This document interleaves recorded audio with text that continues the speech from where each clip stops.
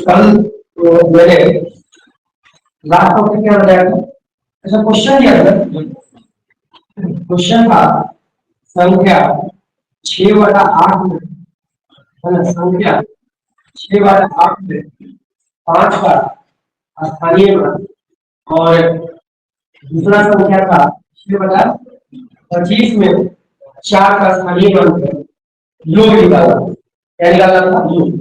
देखिए, सबसे बड़ा सवाल ये है कि मैंने कल आपको जिसका स्थानीय और घातीय मान के लिए पढ़ाया था, और जिनका क्लास छूट जाता है अपना इसमें से रिकॉर्डिंग देख सकते हैं, दूसरी क्लास छूटेगा। तो यहाँ पर स्थानीय मान और घातीय मान मैंने कल बताया था।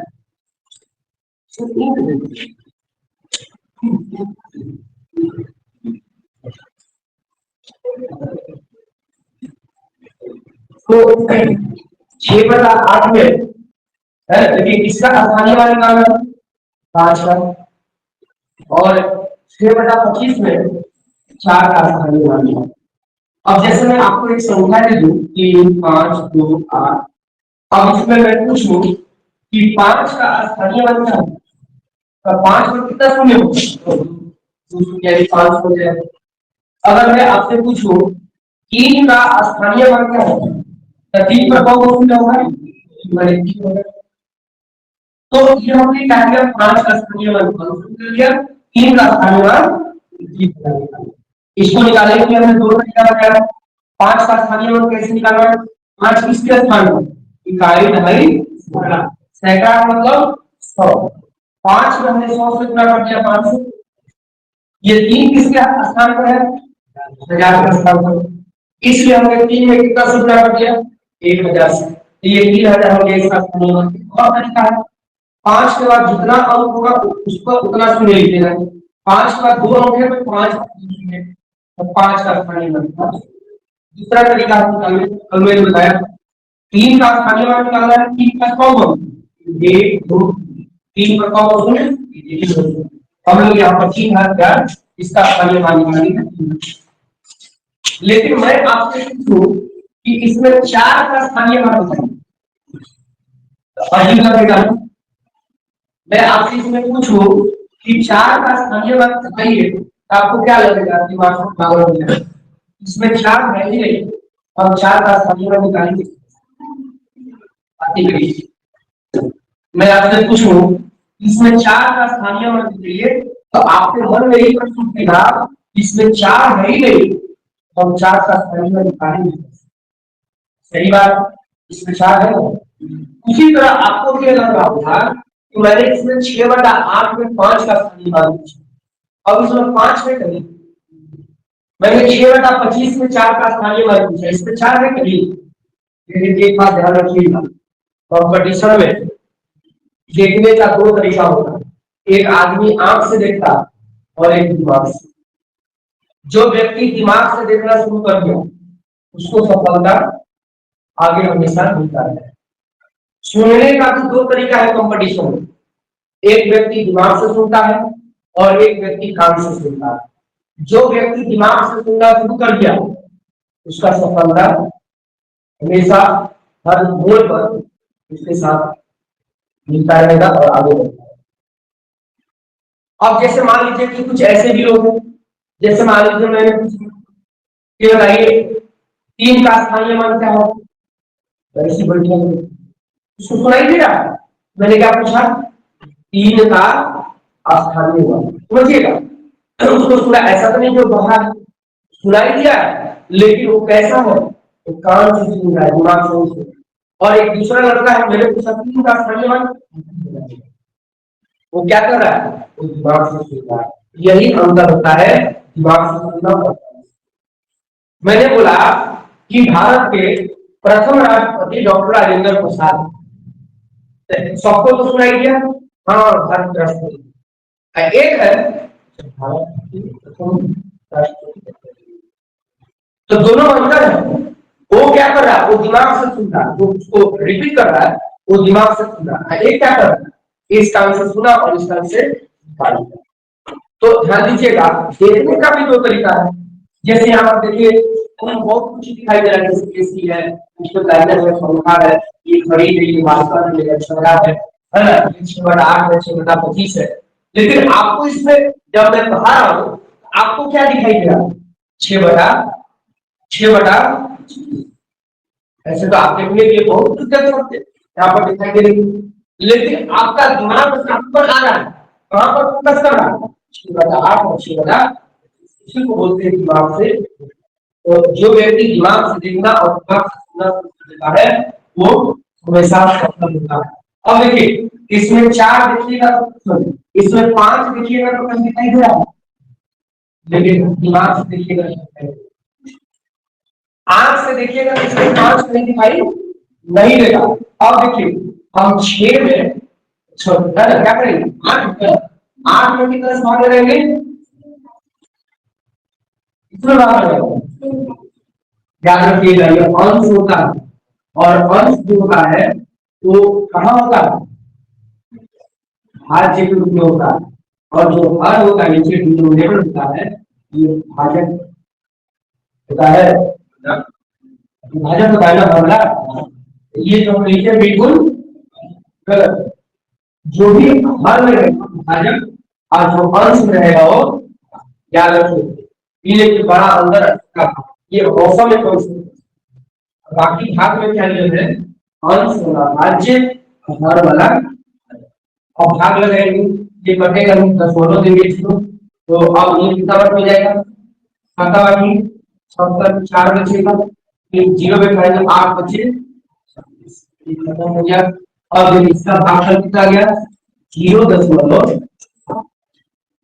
अब हम लोग इसको भाग लगाएंगे 6 में 25 से भाग लगाएंगे, 25 से 6 में भाग लगाएंगे, 25 से 6 में भाग लगाएंगे, डेसिमल देंगे, जो 25 गुना 50, 25 गुना 50 10 बचेगा, यहाँ 2500 का ये पूरा पूरा, तो इसका भागफल है 0., अब बताइए 6/25 में 4 दिखाई दे रहा है, 6/25 में 4 दिखाई दे रहा था, और दिखाई दे रहा 6/8 में 5 दिखाई दे रहा था, 6/8 में 5 लिखा, आप तो कहते बिल्कुल क्वेश्चन गलत है, इसमें 5 ये लिखा और 5 का स्थानीय मान कहां से निकालेंगे, आप इसमें कहिएगा इसमें 4 को ये लिए 4 का स्थानीय मान कहां से निकालेंगे, कैसे निकालेंगे, लेकिन अगर आप दिमाग से देखिएगा तो इसमें है 4 भी है, अरे इसमें 4 है और इसमें, अब जब हम भाग लगाएंगे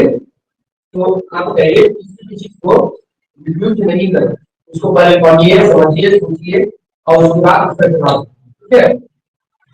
अब देखिए तो यहाँ पर 5 का अब प्लेस वैल्यू निकाल सकते हैं कि नहीं, यहाँ पर 4 का प्लेस वैल्यू स्थानीय मान निकाल सकते हैं कि नहीं, कैसे निकालेंगे, क्योंकि अब इसमें 5 दिखाई दे रहा है, अब 4 दिखाई दे रहा है, बताइए इकाई का स्थान पर कौन है,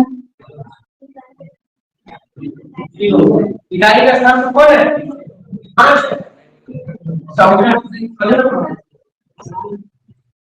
ये किसके स्थान पर है, 7 किसके स्थान पर है, 4 किसके स्थान पर है, 10, 2 किसके स्थान पर है, अब ये मत कहिएगा इकाई है हमारी नहीं, ये डेसिमल के बाएं तरफ इकाई है, सैकड़ा हजार ऐसे होता है, और डेसिमल के दाहिनी तरफ कहां से शुरू होता है, दशांश शतांश दशांश ऐसे। दशांश का मतलब क्या हमने बताया, 1/10 यानी 1 का 10वां, सैकड़ांश का मतलब 1 का 100वां, और आप यहाँ पर 5 का स्थानीय मान निकाल सकते हैं, ले 5 का स्थानीय मान कितना होगा, 5, ये किसके स्थान पर, सैकड़ा, सैकड़ांश, सैकड़ा के स्थान पर सैकड़ांश के स्थान पर, तो सैकड़ांश के स्थान पर होगा 1/100 और गुणा करेंगे तो 5/100 हो जाएगा। अब यहाँ पर हम लोग क्या करेंगे, 4 का स्थानीय मान निकालेंगे, प्लेस वैल्यू 4 किसके स्थान पर है, सैकड़ांश, इसमें कितना से गुणा करेंगे 1/100, तब ये बढ़ा चुके हैं, इनका क्लास जाकर रिकॉर्डिंग देखिए, ये कितना हो जाएगा 4/, अब इन्हीं दोनों का क्या पूछता है, योग पूछता है, इन दोनों के स्थानीय मान 5 और 4 के स्थानीय मानों का क्या पूछता है, योग पूछता है। अब इसको देखिए हर समान लसा लेंगे तो 100 ही है, और जब हर समानुपाती अंश को प्लस से प्लस लिख रहा है, प्लस प्लस माइनस भाग लगाएंगे तो 9 बटा, ये भी आंसर हो सकता है। या फिर दो, देखिए यहाँ पर डेसिमल छिपा रहता है अंत में, किसी भी संख्या के अंत में डेसिमल छिपा रहता है, अगर भाग लगाएंगे ये डेसिमल बाएं तरफ आता है, ठीक है, जितना शून्य रहेगा उतना, या डेसिमल है तो अंक बाएं तरफ आएगा, एक अंक है, एक हमें शून्य देना पड़ेगा, और ये सुंदर लगने के लिए इसका आंसर ऑप्शन पे डिपेंड करता है, अगर बटा में दिया होगा ये आंसर और डेसिमल में दिया होगा 9 में 100 से भाग लगाया है, तो डेसिमल यहाँ रखा है, दो चीजें है, दो अंक बाकी से एक अंक होने से है, एक शून्य होने से, तो दिक्कत ये होता है स्थानीय मान। बहुत सारे लोगों से पूछिएगा, बताइए इकाई दहाई सैकड़ा हजार दशमलव लाख दशमलव आता, तो आप ही को क्या लगता था कि नहीं आता, इकाई दहाई सैकड़ा हजार दशमलव लाख, लेकिन कैसा आता था, आधा वर्ग। ये किसकी गलती है, स्कूल की गलती, हम लोगों को ढंग से नहीं पढ़ाया, नहीं तो गलती है जी। अगर स्कूल में ढंग से पढ़ाई हुआ रहता तो हम लोग उसका जवाब आसानी से दे सकते।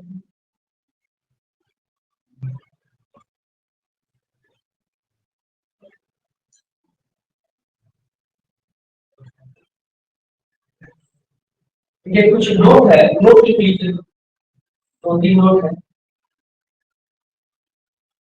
इन आकार की संख्या का है, आकार विभाजित दो परिमेय और परिमेय, ठीक है, दो नोट इसको संख्या सभी को समझ जाएगा।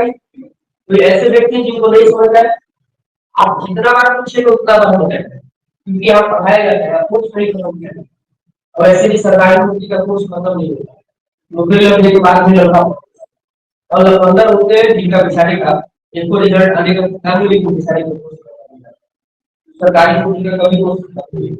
आगे बढ़ा जाए, चलिए नोट करके लिखिएगा, नोट नंबर 1 लिखिएगा, ये जो नोट लिखवाने जाते हैं पर एग्जाम में आया हुआ क्वेश्चन, ठीक है, हम क्वेश्चन के रूप में लिखवा, क्वेश्चन के रूप में इस नोट को लिखवा लिखिएगा, ए निम्न में से है, ए निम्न में से है, ए निम्न में से, जो ऑप्शन ए में लिखूंगी नीचे कैसे के ऑप्शन ए में लिखिएगा, भाज्य संख्या, भाज्य संख्या, भाज्य संख्या को इंग्लिश में क्या बोलते हैं, कंपोजिट नंबर। दूसरा ऑप्शन लिखिएगा अभाज्य संख्या, अभाज्य संख्या, अभाज्य संख्या को इंग्लिश में क्या बोलते हैं, प्राइम नंबर। तीसरा ऑप्शन लिखिएगा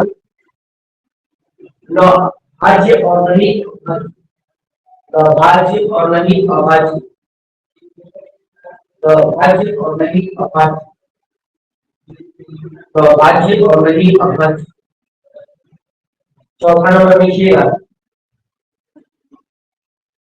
इनमें से कोई नहीं, इनमें से कोई नहीं,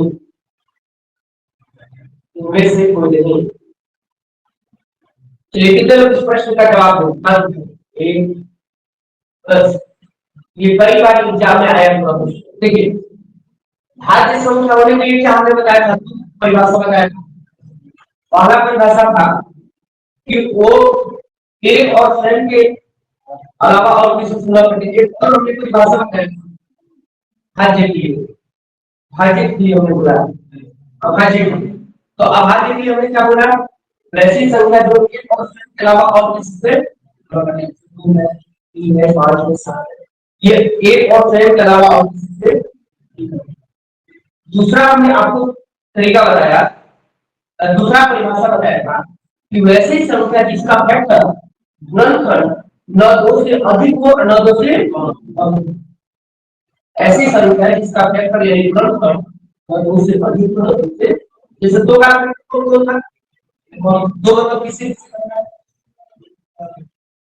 एक और 2 यानी और है, जैसे आपसे कोई पूछेगा 4 का फैक्टर 1 होगा 2 होगा 4, तो ये सारे के सारे फैक्टर का मतलब जिससे जिससे देखा, तो 4 अभाज्य संख्या है, जिसका फैक्टर 2 से जिसका फैक्टर ना 2 से अधिक होना उससे और वो क्या कहलाएगा भाज्य संख्या।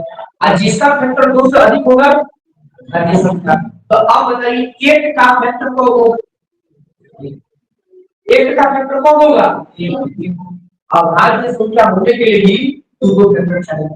ये अभाज्य संख्या होगा ये भाज्य संख्या होगा भाज्य संख्या होने के लिए दूसरे भाज्य संख्या होने के लिए दो से ज्यादा फैक्टर होना चाहिए और यह फैक्टर है कौन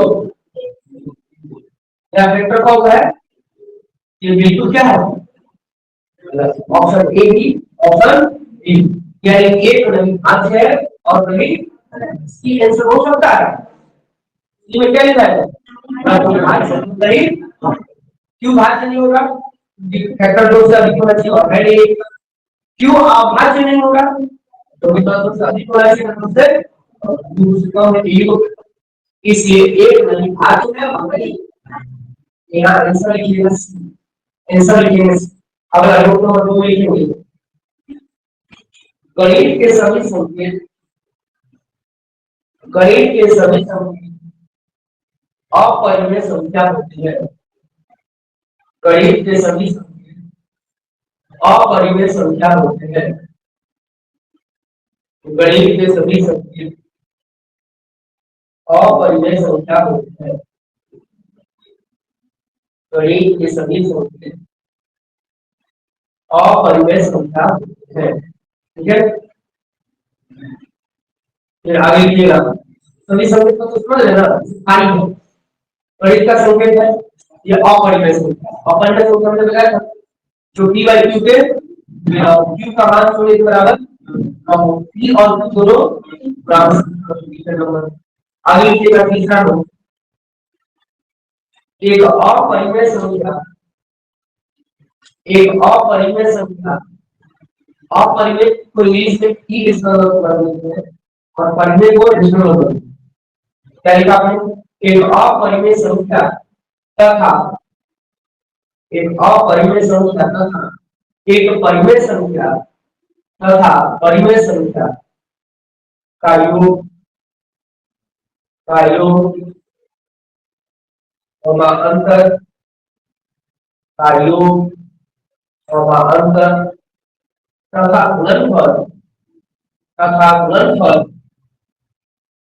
गुणनफल यानी आपने एक अपरिमेय तथा एक परिमेय संख्या का योग और अंतर तथा गुणनफल सदैव एक अपरिमेय संख्या होता है सदैव एक अपरिमेय संख्या होता है योग व अंतर तथा गुणनफल सदैव एक अपरिमेय संख्या होता है सदैव एक अपरिमेय संख्या होता है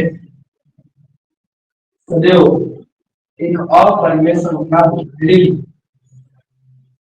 यहाँ पर ये कहा रहा है कि एक से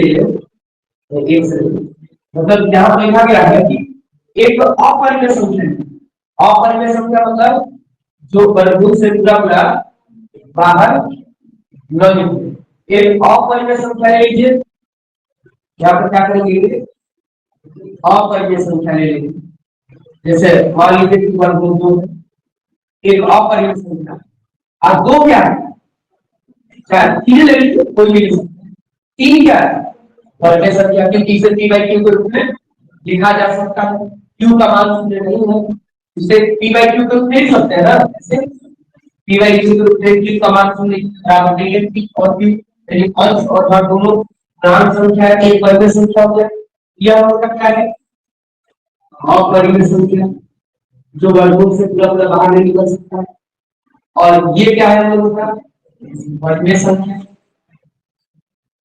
तो इसमें लिखा हुआ है कि एक अपरिमेय संख्या और एक परिमेय संख्या का योग या फिर अंतर या फिर इन दोनों का गुणनफल या फिर इन दोनों का गुणनफल सदैव क्या मिलता है इनका जो प्राप्त योगफल होगा प्राप्त अंतर होगा प्राप्त गुणनफल होगा सदैव क्या मिलेगा हमें एक अपरिमेय संख्या क्या मिलेगा ई रेस पर नंबर, अपरिमेय संख्या मिलेगा ई रेस पर नंबर।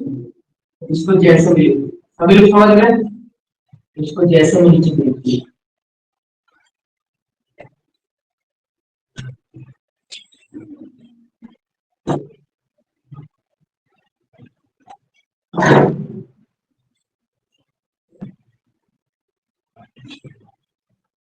ये नोट नंबर कितना था,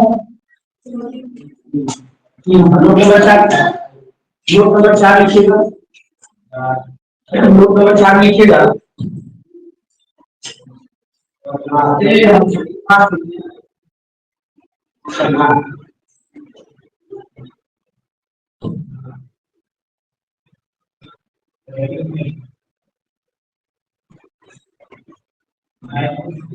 यही एक तरह से अपरिमेय संख्या वायरस की, यानी इसे कैसे बड़ी मछली पूरे तालाब को गंदा कर देती, वैसे ही ये अपरिमेय संख्या क्या करे, जहां भी आ रहा है सबको अपरिमेय संख्या बनाना, ठीक है। तो एक प्रकार से वो है ना वायरस हो गया। चलिए नोट नंबर 4 लिखिएगा।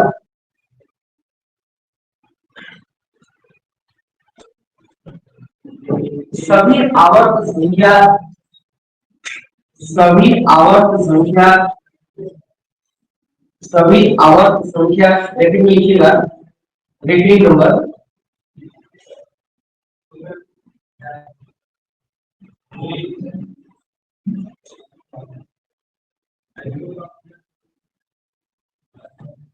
डबल सी देख लीजिएगा, है ना, डबल सी होगा,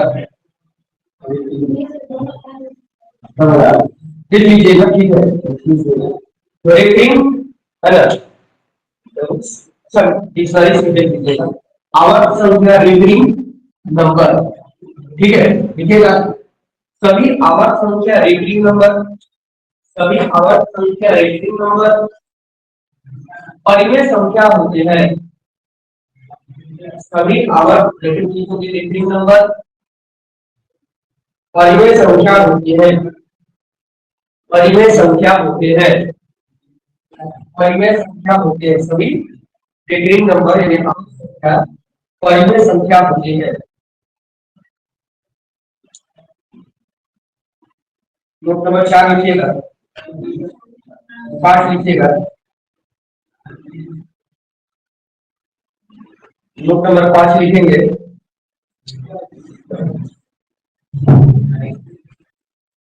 1 से 100 के बीच, 1 से 100 के बीच, 1 से 100 के बीच दो मुकालिक संख्या होते हैं, 1 से 100 के बीच दो मुकालिक संख्या होते हैं। मुकालिक संख्या क्या है, संपूर्ण संख्या मुकालिक संख्या है ना, परफेक्ट नंबर है नहीं है, या है संपूर्ण संख्या या मुकालिक संख्या के दो ही मूल्यवान है, संपूर्ण संख्या मुकालिक संख्या या फिर परफेक्ट नंबर क्या कहेंगे, तीन क्या कहलाएगा, संपूर्ण या मुकालिक संख्या है, सब भुला जाते हैं।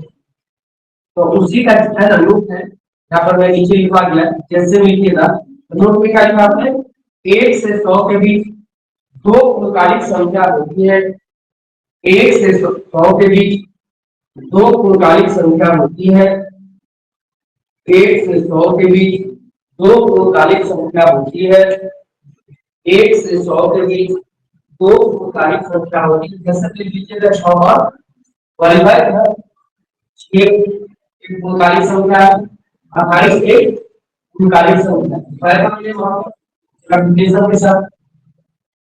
तो क्या लिखा आपने, 6 28 एक पूर्णकालिक संख्या है। चलिए रूप खत्म हो गया। अब अगला लाइन लिखिएगा, वास्तविक संख्या, अगला हेड में ये वास्तविक संख्या, वास्तविक संख्या इंग्लिश में लिखिएगा रियल नंबर, वास्तविक संख्या रियल नंबर, वास्तविक संख्या रियल नंबर कैसे लिखिएगा, परिमेय तथा अपरिमेय संख्याओं के समुच्चय को, परिमेय तथा अपरिमेय संख्याओं के समुच्चय को, परिमेय तथा अपरिमेय संख्याओं के समुच्चय को, समुच्चय इंग्लिश में सेट बोलते हैं, हिंदी में समूह बोलते हैं। परिमेय और अपरिमेय संख्याओं के समुच्चय को वास्तविक संख्या कहा जाता है। परिमेय तथा अपरिमेय संख्याओं के समुच्चय को वास्तविक संख्या कहा जाता है। परिमेय तथा अपरिमेय संख्याओं के समुच्चय को वास्तविक संख्या कहा जाता है। वास्तविक संख्या कहा जाता है। ठीक है, अब नीचे में पैराग्राफ चेंज करके इन्हें कैपिटल आर द्वारा, ऐसे कैपिटल आर लिखिएगा, इन्हें कैपिटल आर द्वारा दर्शाया जाता है। इन्हें कैपिटल आर द्वारा दर्शाया जाता है। इन्हें कैपिटल आर द्वारा दर्शाया जाता है। डिफाइन किया जाता है। इन्हें कैपिटल आर द्वारा दर्शाया जाता है। इन्हें कैपिटल आर द्वारा दर्शाया। देखिए, वास्तविक संख्या मतलब सबको लेना है, जितना हम लोग पढ़े, प्राकृतिक संख्या, सम संख्या, विषम संख्या, भाज्य संख्या, भाज्य संख्या, है परिमेय संख्या, अपरिमेय संख्या, हर्षद संख्या, रामानुजन संख्या, तुलना संख्या, यानी जितना संख्या पढ़े हैं सबको ले लीजिए। ठीक है, ये खड़ा है और इसी के समुच्चय को, इसी को समूह को क्या कहते हैं, वास्तविक। इसमें सब रहेगा, प्राकृतिक संख्या हो, प्राकृतिक संख्या हो, सम संख्या हो, विषम संख्या हो, यानी जितना हम लोग पढ़े हैं सबको ले लेंगे, यही रियल नंबर कहलाता है, वास्तविक संख्या कहलाता है। ठीक है, इसको जैसे में लिख लीजिएगा, जैसे में लिखेंगे इसे कैपिटल आर द्वारा दर्शाते हैं। इसके द्वारा कैपिटल आर जैसे में लिखिएगा, है ना, जैसे मान लीजिए जीरो, ये है ना, ठीक है, परिमेय संख्या है कि अपरिमेय, परिमेय संख्या, क्या हम उसको जीरो को p by q के रूप में लिख सकते हैं, कौन सा है, q का मान कितने नहीं है, और p और q दोनों पूर्ण संख्या है, तो ये जीरो परिमेय संख्या पर दो परिमेय संख्या पर अपरिमेय संख्या है ना, एक परिमेय संख्या है, माइनस एक परिमेय संख्या है ना, फिर आपको 2/3 भी परिमेय संख्या है। ठीक है, तो जितना भी है इन सभी संख्याओं के समुच्चय को, समूह को, सब प्लस में माइनस में बटा में जो भी है ना, वर्गमूल में, ये सब कितना है, ये अपरिमेय संख्या है, इस परिमेय संख्या है। तो परिमेय और अपरिमेय, है ना, परिमेय और अपरिमेय संख्याओं के समुच्चय को अर्थात समूह को ही हम लोग क्या कहते हैं, वास्तविक संख्या। सभी को समझ में आ गया, जितने भी परिमेय संख्या है, जितने भी अपरिमेय, अब उसमें सब आ जाएगा, ताकि संख्या, रामानुजन संख्या, जितना भी मैंने पढ़ाया सब आ जाएगा, और इन्हीं के समूह को, समुच्चय को, प्राकृतिक संख्याओं, सम संख्याओं, विषम संख्याओं, इन्हीं के समुच्चय को हम लोग वास्तविक संख्या कहते हैं, रियल नंबर। अगला और अंतिम है काल्पनिक संख्या। काल्पनिक संख्या, इसको इंग्लिश में लिखेंगे इमेजिनरी नंबर। काल्पनिक संख्या, इमेजिनरी नंबर, काल्पनिक संख्या, इमेजिनरी नंबर। अगला लिख दीजिएगा, जैसे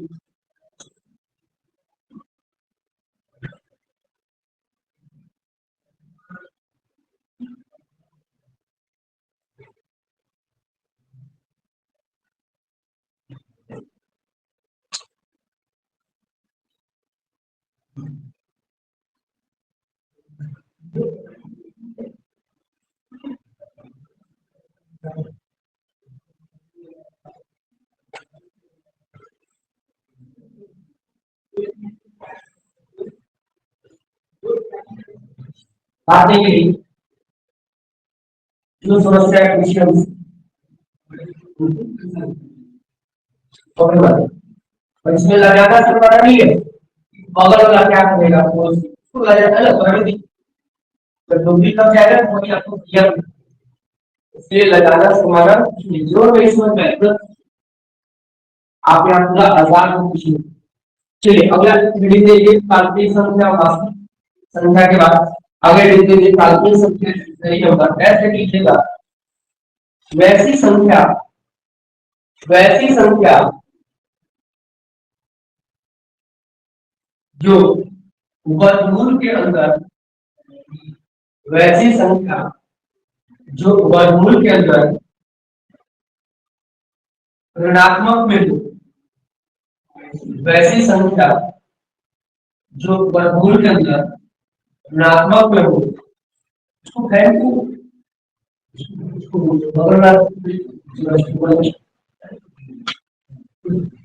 वैसी संख्या जो वर्गमूल के अंदर ऋणात्मक हो, वैसी संख्या जो वर्गमूल के अंदर ऋणात्मक हो, वह काल्पनिक संख्या का होता है। वह काल्पनिक संख्या का होता है। वह काल्पनिक संख्या का होता है।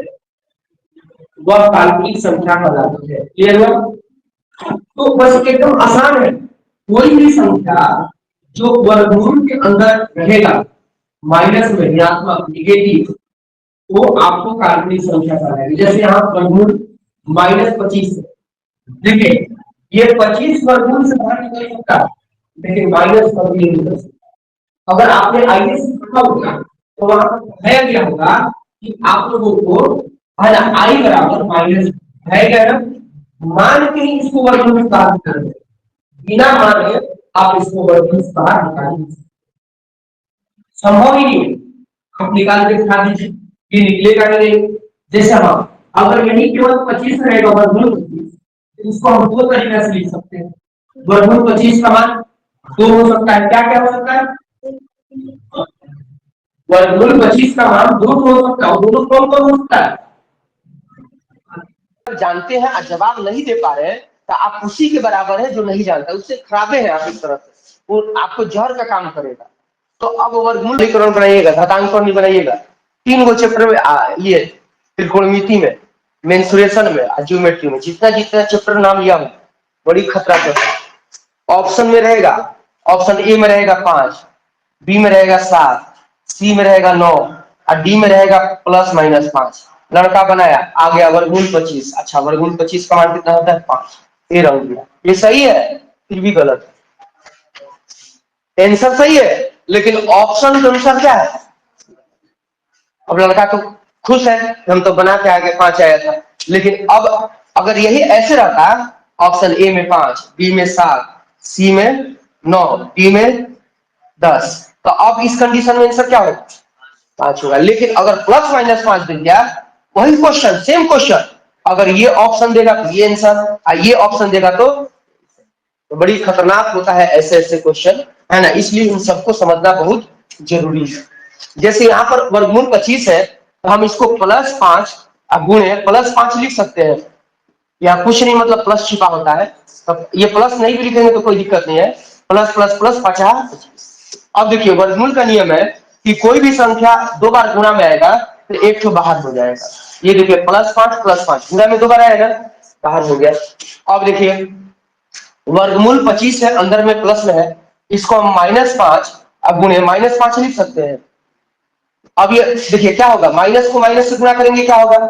प्लस। आपका चाहा 25, ये भी +25 है और ये भी +25 है। अब देखिए यहाँ -5 गुणा में कब आ रहा है? 2 बार आया। गुणा में आना चाहिए, प्लस में नहीं आना चाहिए, माइनस में नहीं आना चाहिए, किस में आना चाहिए?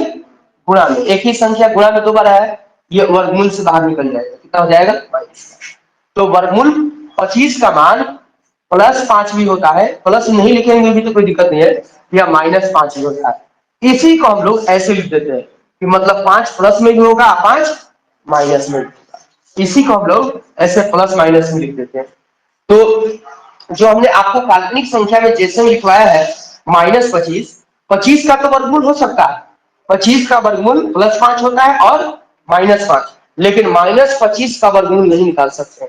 अर्थात इस माइनस को हम वर्गमूल से किसी भी कंडीशन में बाहर नहीं निकाल सकते हैं। बस एक ही कंडीशन है, मानना पड़ेगा i बराबर -1, तब जाकर इस संख्या को वर्गमूल से बाहर निकाल सकते हैं। तो काल्पनिक संख्या बहुत ही आसान है। काल्पनिक संख्या किसे कहेंगे? वैसी संख्या जो वर्गमूल के अंदर ऋणात्मक में हो, निगेटिव में हो, है ना माइनस में हो, यही हमारा क्या कहलाएगा, है ना, जो वर्गमूल के अंदर माइनस में संख्या है यही हम लोग का काल्पनिक संख्या कहलाता है, इमेजिनरी नंबर। तो इस तरह से हम लोग का परिभाषा समाप्त हो गया। ये पहला टॉपिक था। अब दूसरा टॉपिक हेडिंग देंगे, दूसरा टॉपिक हेडिंग देंगे विभाज्यता का नियम। विभाज्यता का नियम बहुत ही वीवीआई है।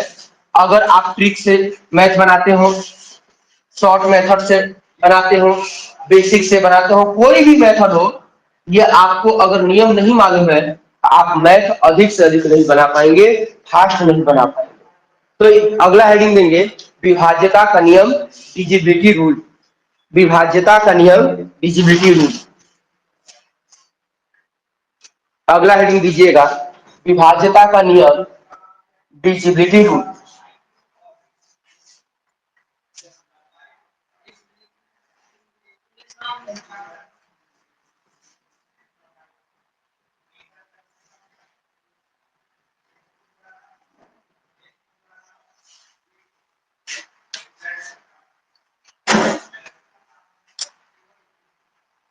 विभाज्यता का नियम जैसे देखें, एक पहले चार्ट बनाएंगे, लिखिएगा A B C D E, और भी आएगा तो और भी हम चार्ट बना लेंगे। देखिए ये टेक्निकली पढ़ेंगे तो हम लोग को बहुत आसानी से याद रहेगा कोई भी नियम। और एक बात याद रखिएगा, बहुत ऐसे भी लोग हैं, अच्छा 3 का विभाज्यता का नियम कितने लोग को आता है? 3 का विभाज्यता का नियम 1 2 3 4। 3 का विभाज्यता का नियम बहुत सारे लोग जानते हुए भी, एक मैं क्वेश्चन दूंगा, अगर आप ध्यान से नहीं सुनेंगे पढ़ेंगे तो आप उसका गलत जवाब देंगे। तो कुछ ऐसे भी पढ़ाई होते हैं जो कि आपका उसका यूज जो होता है वो आपको है ना ध्यान से करना पड़ता है, नहीं तो जानने के बावजूद भी आप उसका गलत जवाब देंगे।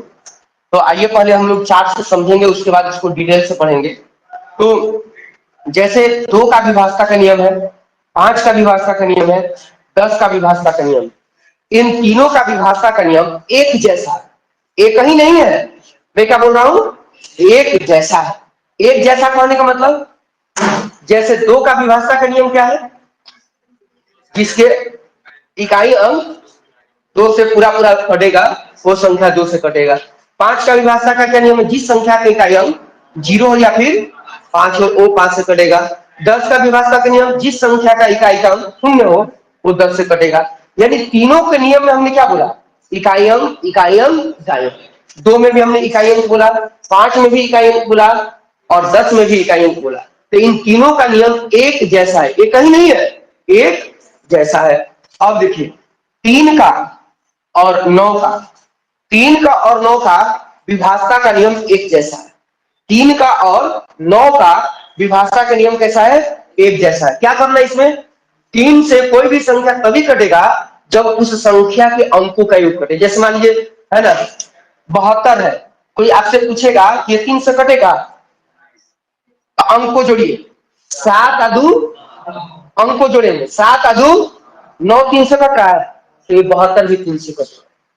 यानी 3 से कोई संख्या कब कटेगा, जब उसके अंकों का योग 3 से कटेगा।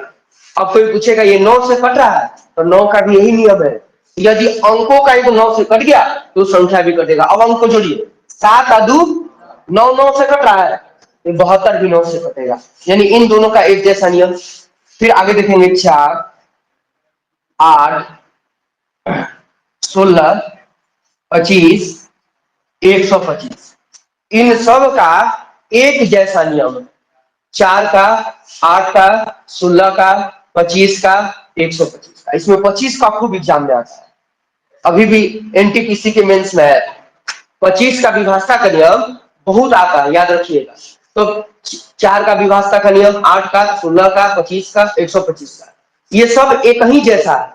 इसका भी 2 नियम है, इसका भी, सबका 2 नियम।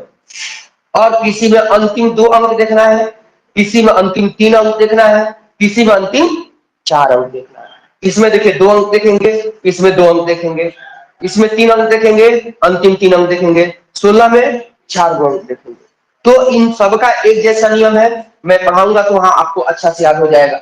अब देखिए, जैसे 6 है, 12 है, 14 है, 15 है, 18 है, 21 है, 33 है, 88 है ना। ये सब एग्जाम में आया हुआ है, जो जो मैं लिख रहा हूं ना, ये सब एग्जाम में आया हुआ क्वेश्चन है। देखिए जितना और भी बहुत सारा है, लेकिन इतना ही कंपटीशन में पूछता है। तो 6 का, 12 का, 14 का, 15 का, 18 का, 21 का, 33 का, 88 का अपना कोई विभाज्यता का नियम दूसरे परासी, ये जितना भी मैंने यहाँ पर लिखा है इनका अपना विभाज्यता का नियम नहीं होता है। अब देखिए यहाँ पर जैसे 7 है, ठीक है, फिर आपका 13 है, 17 है, 19 है, इन सब का एक जैसा विभाज्यता का नियम है। जैसे 7 में क्या करना है, इकाई अंक हटाना है, दुगुना करना है और शेष बची हुई संख्या से घटा देना। 13 में क्या करना है, इकाई अंक को हटाना है, उसे 4 गुना करना है और शेष बची हुई संख्या में जोड़ देना है। 17 में क्या करना है, इकाई अंक हटाना है, 5 गुना करना है, शेष बची हुई संख्या से घटा देना है। 19 में क्या करना है, इकाई अंक को हटाना है, 2 गुना करना है और शेष बची हुई संख्या में जोड़ देना है। एकदम सेम एक जैसा काम कर रहे हैं, थोड़ा थोड़ा परिवर्तन हो रहा है, कहीं दुगुना, लेकिन काम एक ही जैसा हो रहा है। और अकेला कौन बच गया, 11, इसका अलग विभाज्यता का नियम है। ठीक है, तो यहाँ पर हम लोग क्या करेंगे, इकाई अंक देखेंगे। क्या करेंगे, इकाई अंक से पता चलेगा कि कौन सा संख्या 2 से कट रहा है, कौन 5 से, कौन 10। इसमें हम लोग क्या किए थे, अंकों को जोड़े थे, अंकों का योग से। ठीक है, ये 4 वाला मतलब सी वाला ग्रुप में 2 नियम है। पहला, अंत में 0 देखना है या फिर अंतिम 2 या 3 या 4 अंक से पता चलेगा, अंतिम 2 अंक से, अंतिम 3 अंक से या अंतिम 4 अंक से पता चलेगा कि कौन संख्या 4, 8, 16, 25 से कटता है। ये इसका अपना विभाज्यता का नियम नहीं होता, अपना विभाज्यता का नियम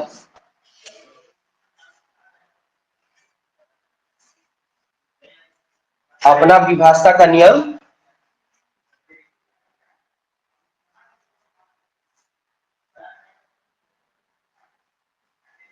नहीं होता है।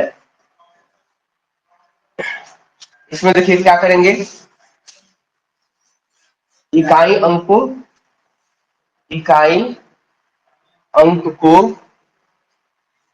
हटाकर